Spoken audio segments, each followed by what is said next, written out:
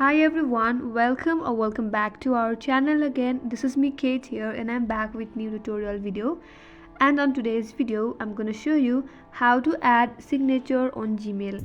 So without any further ado, let's get started with this video.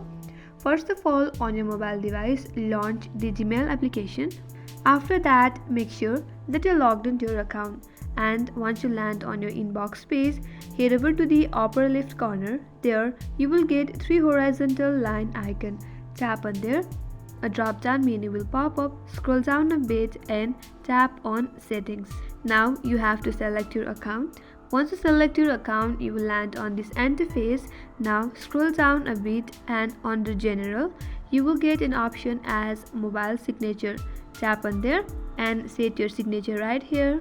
And once it's on, tap on OK, and that's how you add signature on Gmail. I hope this video helped you, and if you are new to our channel, make sure to subscribe and do not forget to like, subscribe, comment and hit the notification bell icon. Thanks for watching. I will see you on next video.